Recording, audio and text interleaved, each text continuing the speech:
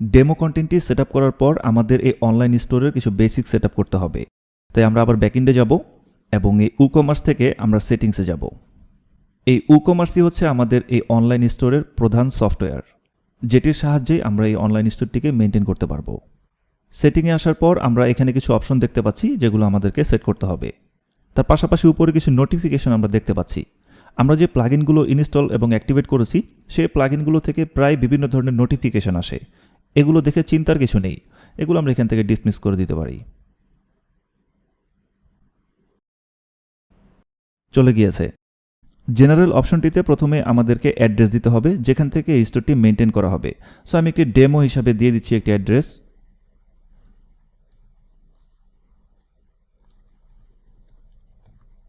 এবং country select করে দিচ্ছি বাংলাদেশ।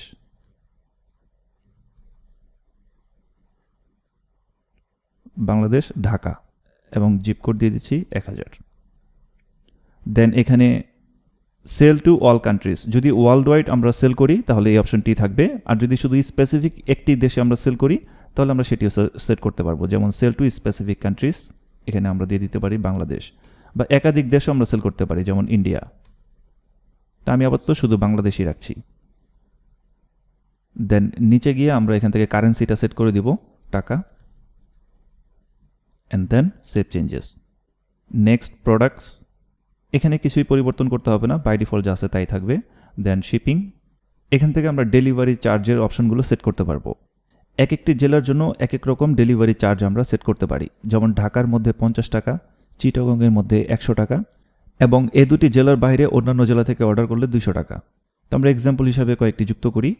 অ্যাড শিপিং জোন, আমরা জোন নেম দিলাম ঢাকা, এবং এখান থেকে আমরা জোন সিলেক্ট করব ঢাকা, বাংলাদেশ। দেন অ্যাড শিপিং মেথড, আমরা চাইলে ফ্রি শিপিংও দিতে পারি, যে ঢাকার মধ্যে ফ্রি শিপিং, কোনো ডেলিভারি চার্জ নেই, অথবা লোকাল পিক আপ, মানে অফিস থেকে এসে নিয়ে যাবে, সেক্ষেত্রেও ডেলিভারি চার্জ নেই।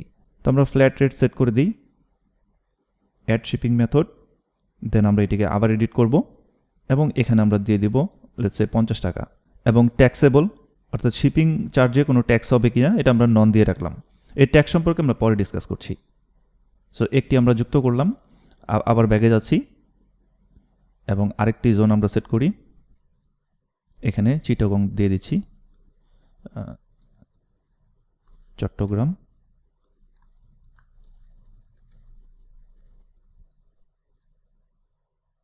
ফ্ল্যাট রেট, এডিট, এটা নন সিলেক্ট করলাম এবং এখানে দিয়ে দিলাম 100 টাকা। দেন আবার ব্যাগে যাচ্ছি, দেন অ্যাড শিপিং জোন, এবং এখানে আমরা দিয়ে দিচ্ছি, এবং জোন সিলেক্ট করে দিলাম বাংলাদেশ, অর্থাৎ ঢাকা, চিটাগং বাদে অন্যান্য যে কোনো জেলা থেকে অর্ডার করলে 200 টাকা।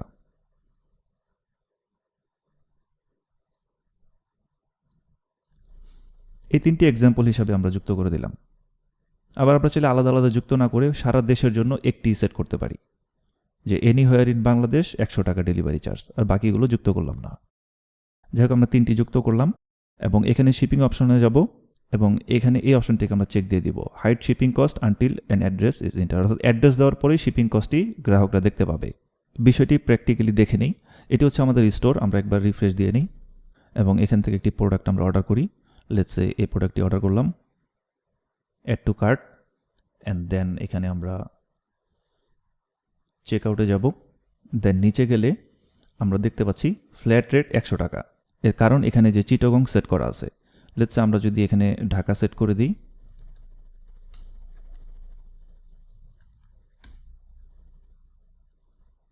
এখানে একটি অ্যাড্রেস দিয়ে দিই, এবার দেখা যাচ্ছে এটি আপডেট হয়ে গিয়েছে 50 টাকা, আর চিটাগংয়ে 100 টাকা দেখাচ্ছিল। আচ্ছা, আমরা খুলনা সিলেক্ট করে দেখি,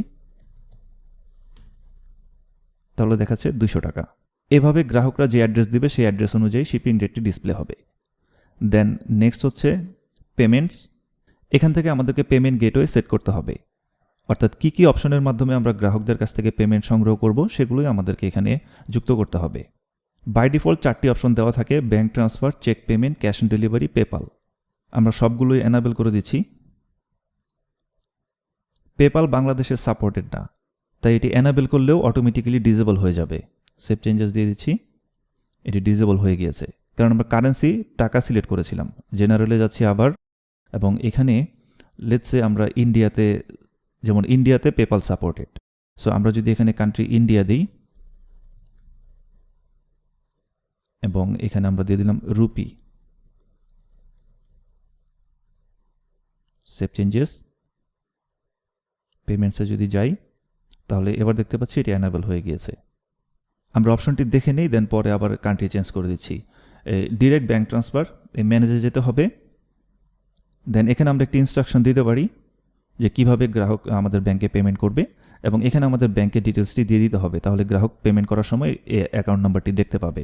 আমি উদাহরণ হিসাবে একটি দিয়ে দিচ্ছি, এক্সাম্পল, যে কোনো একটি ডেমো নাম্বার দিয়ে দিলাম।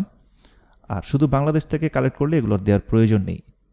তারপর আমরা সুইফট কোডটা দিয়ে দিতে পারি, এখানে ব্যাংকের নাম দিতে হবে, DBBL দিয়ে দিলাম,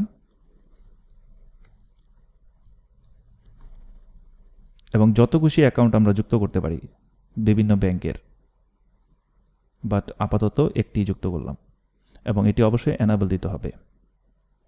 দেন আবার ব্যাগে যাব অ্যান্ড চেক পেমেন্টস। কোনো গ্রাহক যদি সরাসরি চেকের মাধ্যমে পেমেন্ট দেয় তাহলে এই অপশনটি আমরা অ্যানাবেল রাখতে পারি, তাহলে কাস্টমাররা পেমেন্ট করার সময় এই চেক পেমেন্ট সিলেক্ট করতে পারবে। এবং এখানে আমরা একটি ডেসক্রিপশন দিয়ে দিতে পারি যে please send a check to this address.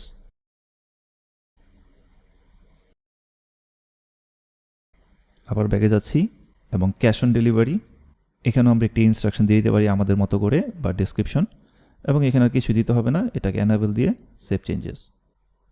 আবার ব্যাগে যাচ্ছি, এবার পেপাল, এখানে বাই ডিফল্ট যে মেসেজ দেওয়া রয়েছে আমরা সেটি রেখে দিতে পারি অথবা আমাদের মতো করে চেঞ্জ করে দিতে পারি। আর এখানে পেপালের ইমেল, পেপালের ইমেলটি হচ্ছে পেপালের অ্যাকাউন্ট নাম্বার। তার পাশাপাশি এখানে নিচের দিকে গেলে আমরা দেখতে পাচ্ছি API user name, API password, API signature. পেপালে একটি বিজনেস অ্যাকাউন্ট ক্রিয়েট করলে সেই অ্যাকাউন্টের মধ্যে থেকে এই কোডগুলো জেনারেট করা যায়, এই যে এখানে লিঙ্ক দেওয়া রয়েছে। এই এপিআই কোডগুলো জেনারেট করে দেন সেগুলো এখানে দিয়ে সেভ চেঞ্জেস দিলেই পেপাল আমাদের স্টোরের সাথে কানেক্টেড হয়ে যাবে এবং গ্রাহকরা পেপালের মাধ্যমেও পেমেন্ট করতে পারবে। আর এগুলো অপশনাল, এগুলো আমরা দিলেও দিতে পারি, না দিলেও নাই। এই আইডেন্টিটি টোকেন, এগুলো সব পেপালের অ্যাকাউন্ট থেকে নেওয়া যাবে। যাই হোক, সেভ চেঞ্জেস, আবার ব্যাগে যাচ্ছি, জেনারেল থেকে আমরা কান্ট্রিটা চেঞ্জ করে দিই, এখানে দিয়ে দিলাম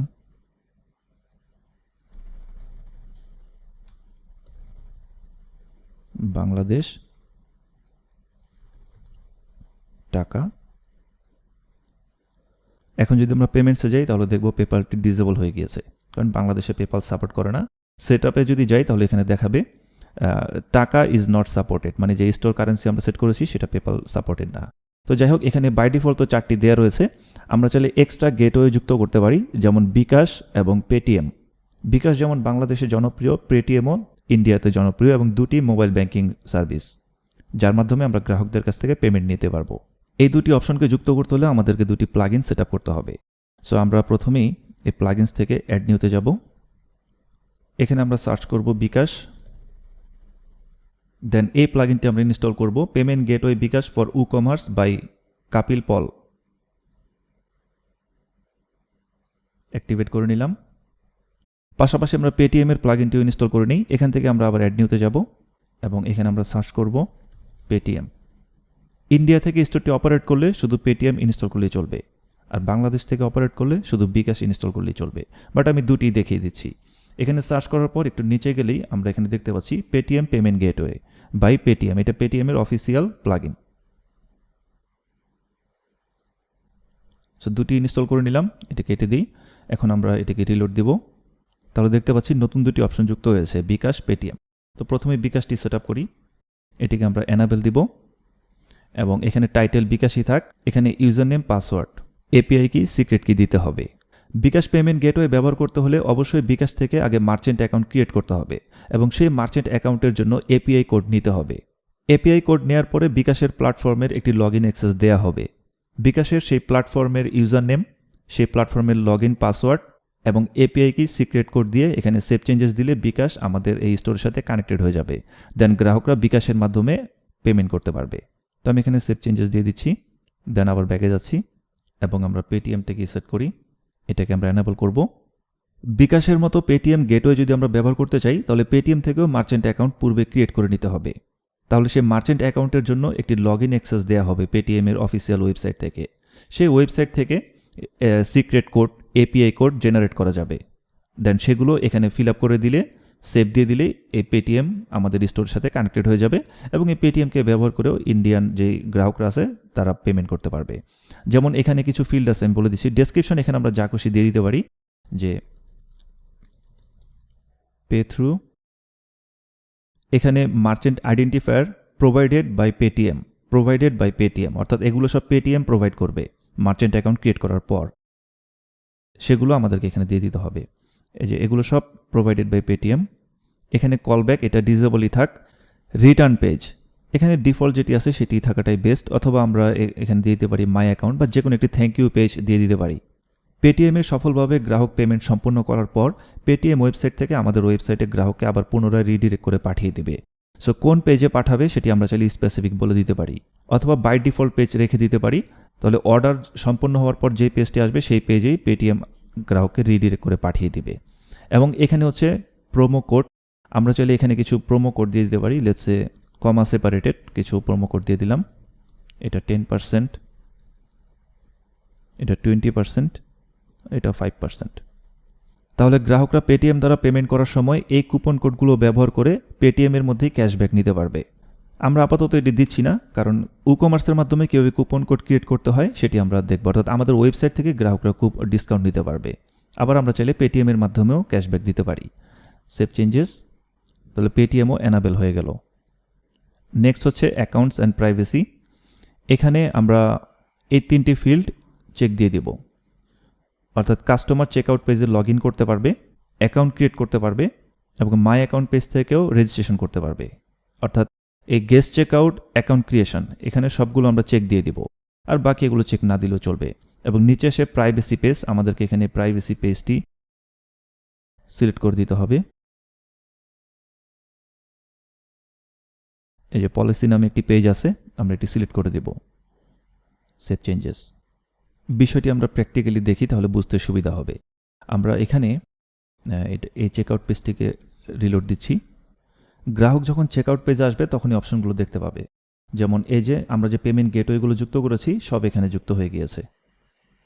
তার পাশাপাশি প্রাইভেসি পলিসি পেজটি সিলেক্ট করাতে সেই পেজটিও এখানে ডিসপ্লে হচ্ছে। গ্রাহকরা দেখতে পাবে যে তাদের ডাটাগুলো কিভাবে আমরা ব্যবহার করব, অর্থাৎ প্রাইভেসি পলিসিতে কিভাবে গ্রাহকের তথ্য ব্যবহার করা হবে সেগুলো লিখে রাখতে হবে। এই প্রাইভেসি পলিসির টার্মস অ্যান্ড কন্ডিশন পেজ, এগুলো কীভাবে সেট করতে হবে এগুলো আমরা পরবর্তী একটি ক্লাসে দেখব। তো আমরা দেখে নিলাম।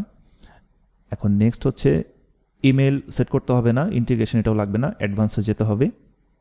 এখানে আমরা এই কার্ড পেজটিকে সিলেক্ট করে দিব, যেমন বাই ডিফল্ট সিলেক্ট করা নেই। সিলেক্ট করা না থাকলে কি হবে আমি একটু দেখিয়ে দিচ্ছি। যেমন আমাদের কার্ডে একটি প্রোডাক্ট যুক্ত আছে, আমরা যদি ভিউ কার্ডে যাই তাহলে কার্ড পেজটি আসবে না, আমাদেরকে হোম পেজে নিয়ে যাচ্ছে। এর কারণ আমাদেরকে এখান থেকে কার্ড পেজটি সিলেক্ট করে দিতে হবে। এই যে শপিং কার্ট, এবং এখানে টার্মস অ্যান্ড কন্ডিশন সিলেক্ট করে দিতে হবে। এই terms and condition privacy policy page আমরা পরে দেখব। এখন আমরা এটা সেভ দিয়ে দিব। এখন আমরা আবার আমাদের ওয়েবসাইট থেকে রিলোড দিচ্ছি এবং একটি প্রোডাক্ট আমরা কার্ডে যুক্ত করি। একটি অলরেডি যুক্ত করা রয়েছে, আরও কয়েকটি যুক্ত করি। Add to cart, add to cart. এবার আমরা ভিউ কার্ডে যাচ্ছি। এবার কার্ড পেজটিতে চলে আসছে, কারণ আমরা কার্ড পেজটি এখান থেকে সিলেক্ট করে দিয়েছি। দেন নিচে গেলে আমরা দেখতে পাচ্ছি এখানে চেকআউটে যাব। দেন নিচে গেলে আমরা এবার দেখতে পাচ্ছি যে টার্মস অ্যান্ড কন্ডিশনের একটি অপশন চলে আসছে, অর্থাৎ গ্রাহকদেরকে অর্ডার করতে হলে অবশ্যই আমাদের টার্মস অ্যান্ড কন্ডিশনে এগ্রি হয়ে নিতে হবে। আরও কিছু অপশন আসবে, যেমন লগ ইন করার অপশন আসবে, অ্যাকাউন্ট ক্রিয়েট করার অপশন আসবে। যেহেতু আমরা এই ব্রাউজারে লগ ইন করা রয়েছি তাই সেই অপশনগুলো আসতেছে না। আমরা অন্য একটি ব্রাউজার ওপেন করি, অপেরাতে দেখি। এখানে আমরা অ্যাড টু কার্ট দিলাম, দেন ভিউ কার্ট, রিলোড দিতে হবে। সরাসরি আমরা চেকআউটে চলে যাচ্ছি। তাহলে এখানে আমরা দেখতে পাচ্ছি যারা এক্সিস্টিং গ্রাহক রয়েছে আমাদের স্টোরের তারা এখান থেকে লগ ইন করতে পারবে, এবং যারা নতুন গ্রাহক তারা এই ফর্মটি ফিল আপ করার পাশাপাশি ক্রিয়েট অ্যান অ্যাকাউন্ট এই অপশনটি সিলেক্ট করে প্লেস অর্ডার করলে অটোমেটিক্যালি তাদের নামে একটি অ্যাকাউন্ট ক্রিয়েট হয়ে যাবে, কারণ আমরা এই যে এখানে সেটি বলে দিয়েছি অ্যাকাউন্টস অ্যান্ড প্রাইভেসি। এখানে অপশনগুলো আমরা টিক দিয়ে দিয়েছি। এগুলো যদি আমরা উঠিয়ে দিই তাহলে আর এই অপশনগুলো ডিসপ্লে হবে না, এটা এটা। এবং আমরা যদি এখান থেকে এই অ্যাডভান্স থেকে পেজগুলো সিলেক্ট করে না দিই, তাহলে গ্রাহক যদি এখান থেকে চেকআউট পেজে ক্লিক করে সে হোম পেজে চলে যাবে, কার্ট পেজে ক্লিক করলে হোম পেজে চলে যাবে। তাই আমাদেরকে এখান থেকে পেজগুলো সিলেক্ট করে দিতে হবে। আরও একটি অপশন রয়ে গিয়েছে, আমরা জেনারেলে যাব এবং এখানে একটি অপশন আছে enable tax rate and calculations, এটাকে আমরা চেক দিব অ্যান্ড সেভ চেঞ্জেস দিব। তাহলে এখানে নতুন একটি অপশন যুক্ত হবে ট্যাক্স নামে। এই ট্যাক্সে আসলে আমরা এখান থেকে সেলস ট্যাক্স সেট করতে পারবো। বিভিন্ন শোরুম থেকে কোনো প্রোডাক্ট পারচেস করলে দেখবেন সেখানে ট্যাক্স যুক্ত করা হয়। তো আমরা চাইলে গ্রাহকদের কাছ থেকে সেলস ট্যাক্স কালেক্ট করতে পারি এবং গভর্নমেন্টকে সেই ট্যাক্স রিটার্ন দিতে পারি বছর শেষে। ট্যাক্স মূলত গ্রাহকরা পেমেন্ট করবে এবং সেলার হিসাবে সেগুলো আমাদেরকে কালেক্ট করতে হবে এবং বছর শেষে সেটা গভর্নমেন্টকে ট্যাক্স রিটার্নে জমা দিতে হবে। এই ট্যাক্সের বিষয়গুলো একজন লয়ারের সাথে আলোচনা করলে আরও ভালোভাবে জানা যাবে এবং কিছু সার্ভিস ফি দিলে লয়ারই এই সমস্ত ট্যাক্সের বিষয়গুলো বা রিটার্নের বিষয়গুলো ম্যানেজ করে দিবে। প্রতিটি দেশেই এক একটি জেলায় এক এক রকম সেলস ট্যাক্স থাকে। যেমন আমার জানা মতে বাংলাদেশে 15% সেলস ট্যাক্স, ইন্ডিয়াতেও এক এক স্টেটে এক এক রকম সেলস ট্যাক্স থাকতে পারে। তো সেগুলো লয়ারের কাছ থেকে জেনে নিয়ে এখান থেকে সেই ট্যাক্সের বিষয়গুলো সেট করা যাবে।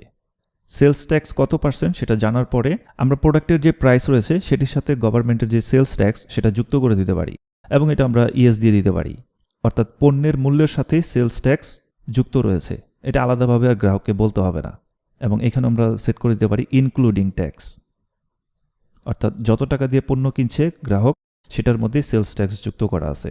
এখানে পণ্যের মূল্য যদি 35 টাকা হয় তাহলে এটার 15% সেলস ট্যাক্স কত হবে সেটা এটার সাথে যুক্ত করে দিয়ে দেন প্রাইসটা এখানে দিয়ে দিতে হবে। ধরুন 40 টাকা দিয়ে দিলেন, তাহলে গ্রাহক অর্ডার করার সময় দেখতে পাবে যে এই প্রোডাক্টের প্রাইসের সাথে সেলস ট্যাক্স যুক্ত করা আছে।